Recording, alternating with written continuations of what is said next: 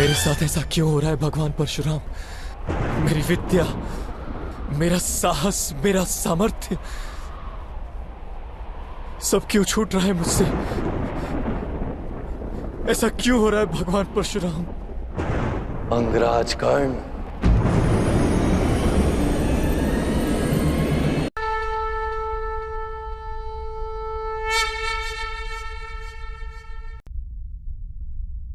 भगवान परशुराम के शब्दों को स्मरण कीजिए।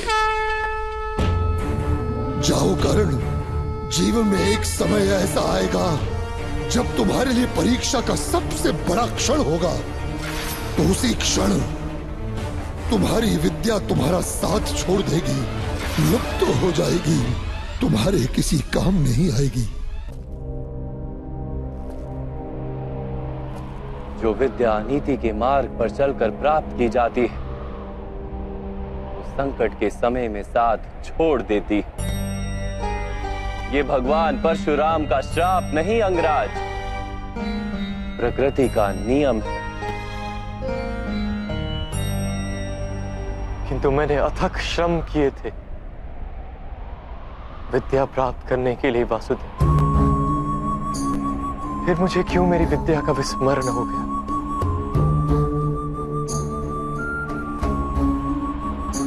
विद्या प्राप्त करने का प्रयत्न आपने क्यों किया था अंगराज? क्या विद्या का महत्व जाना था आपने? क्या विद्या प्राप्त करके समाज को लाभ देने की इच्छा थी आपके हृदय में? या केवल अपने अपमान का प्रतिशोध लेने हेतु आपने विद्या प्राप्त की? जब ज्ञान को मनुष्य साधन मानता है, किसी अन्य वस्तु को प्राप्त करने हेतु ज्ञान ग्रहण करने निकलता है, तब ज्ञान ग्रहण करते समय उसका मन स्थिर नहीं हो पाता। ज्ञान उसकी आत्मा का गुण नहीं बन पाता। जो व्यक्ति अमूल्य ज्ञान का मोल जानकर ज्ञान प्राप्त करता है, वो उत्तम बन जाता है। किंतु जो व्यक्ति कुछ और प्राप्त करने के आशय से ज्ञान प्राप्त करता है, वो जीवन भर श्रेष्ठ बनने की स्पर्धा में लगा रहता है, किंतु उत्तम नहीं बन पाता। आपने भी ज्ञान प्राप्त किया किसी आशय से, भगवान की शरण में रहकर भी आपका मन शांत नहीं हुआ।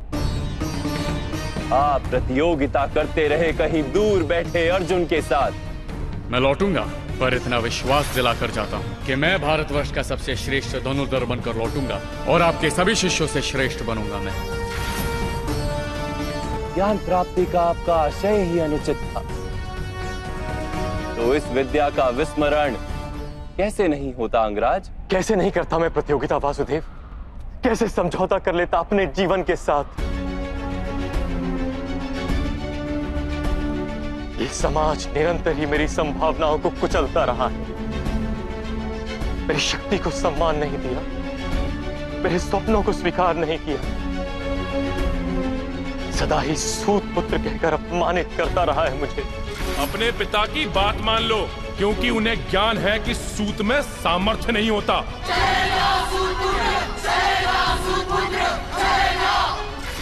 ईश्वर की दी हुई संभावना मनुष्य का अधिकार है वासुदेव, और यह समाज किसी को उसके अधिकार से किस प्रकार वंचित कर सकता है? अवश्य ही ये घोर अपराध है राधे। जाति पाति का भेद करना और इन मिथ्या भेदों के आधार पर किसी मनुष्य को या समाज के किसी भाग को अधिकार से, अवसर से, संपत्ति से या सम्मान से वंचित रखना मानवता के विरुद्ध है। तो फिर मेरा क्या दोष है वासुदेव? यदि मेरे मन में असंतोष जन्मा, यदि मैंने प्रतियोगिता की, यदि मैंने बलपूर्वक अपना अधिकार प्राप्त करने का प्रयत्न किया, तो मेरा क्या दोष है वासुदेव? आपको जो दुख और अपमान मिले वो वास्तविक थे, किंतु आप उन्हें अवसर बना लेते तो समाज का उद्धार होता, और आपका कल्याण होता। आप जैसे शक्तिमान मनुष्य का आधार यदि अन्य शोषित और पीड़ित लोगों को मिल जाता तो कितने जीवन सुख से भर जाते। आपके पास संभावना भी थी, सामर्थ्य भी था और उस पीड़ा का अनुभव भी था, किंतु आपने अपना जीवन उन्हें समर्पित नहीं किया। आपने अपना जीवन समर्पित कर दिया दुर्योधन को, जिसके पक्ष में केवल अधर्म था और कुछ नहीं।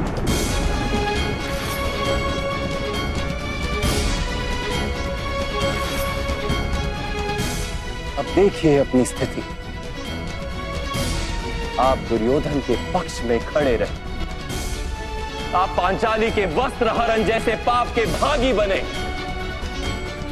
आप अपनी माता का सम्मान नहीं कर पाए, अपने ही भाइयों के 2-2 पुत्रों की हत्या की आपने,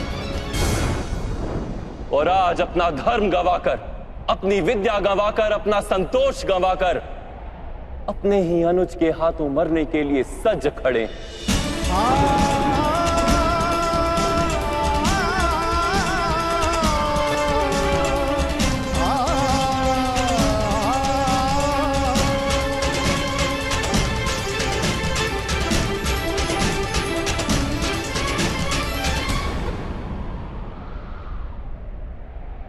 आप यथार्थ कह रहे हैं वासुदेव।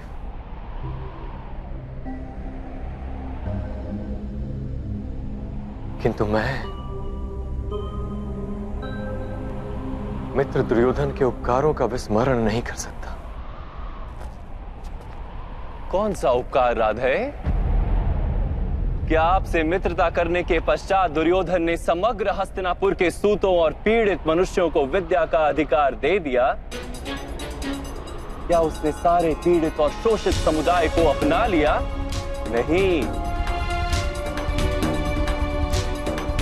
नहीं राधे, उसने केवल अपने लाभ हेतु आपसे मित्रता की। आपके हृदय में अर्जुन के प्रति जो प्रतिस्पर्धा थी, उसके कारण आपसे मित्रता की। यदि आपने अपने दुखों का त्याग करके समाज के दुखों को अपनाया होता तो दुर्योधन की मिथ्या मित्रता का सत्य आप जान पाते। यदि दुर्योधन के हृदय में उपकार की भावना होती तो आप उसके माध्यम से संसार के पीड़ितों को लाभ करवा पाते। वास्तव में उसे सारे अधर्मों और अपराधों से मुक्त करवा पाते, किंतु आपने सत्य जाना ही नहीं। आप पर किए गए उपकारों का वास्तव में कोई मूल्य ही नहीं था। मैंने जीवन भर पीड़ितों और वंचितों को दान दिया है वासुदेव। अपनी संपत्ति में से अपने पास कुछ भी नहीं रखा। धन दान का वास्तविक लाभ दानी को होता है, दान प्राप्त करने वाले को नहीं। आपने यदि अपने सामर्थ्य का उपयोग अपने जैसे पीड़ितों को स्वतंत्रता दिलाने के लिए किया होता तो सबको लाभ होता राधे। आप कहते हैं कि समाज ने आपकी संभावनाओं का नाश कर दिया, किंतु ईश्वर द्वारा दी गई उन संभावनाओं का मूल्य तो आपने जाना ही नहीं।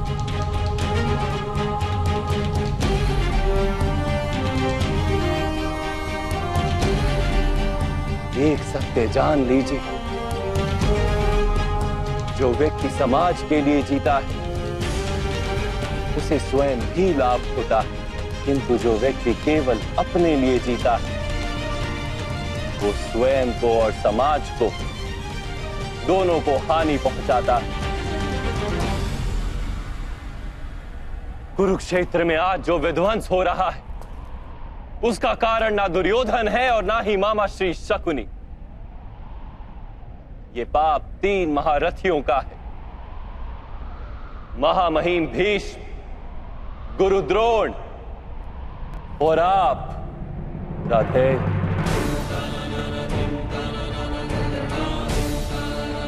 आप तीनों ने यदि अपने माने हुए धर्म का त्याग करके समाज के कल्याण का विचार किया होता, दुर्योधन को सहायता नहीं दी होती, तो ये युद्ध ही नहीं होता।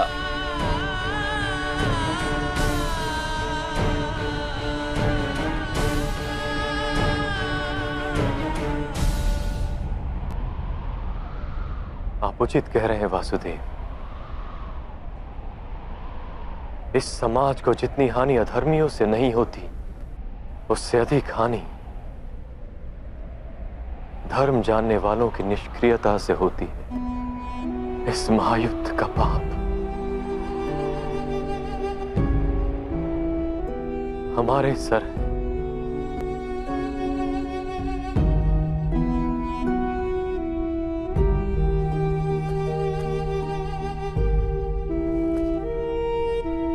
अब समय है राधे, अपने दुखों को भूल जाइए, अपने अधर्म का त्याग कीजिए और अपनी मृत्यु को स्वीकार कर लीजिए। इसी में समाज का और आपका कल्याण है राधे।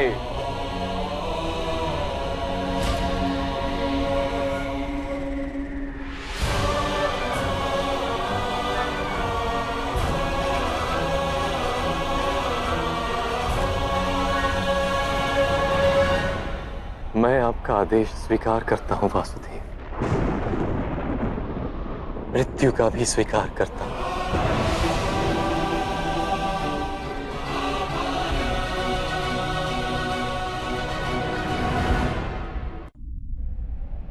मेरी माता कुंती से कहिएगा कि वो मुझे क्षमा कर दे, और पांचाली से कहिएगा मैंने अपना रक्त बहाया है, उसके अपमान के लांछन को धोने के लिए। बस एक प्रश्न है वासुदेव, क्या मेरे सामर्थ्य का परिचय कभी भी नहीं हो पाएगा?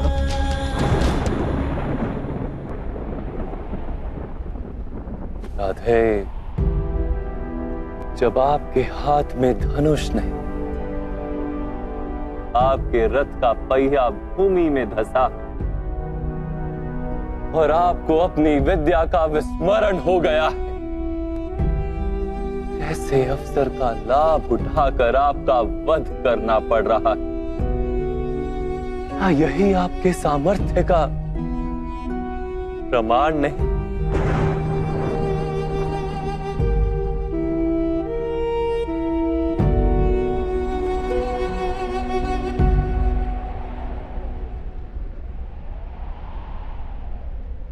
आ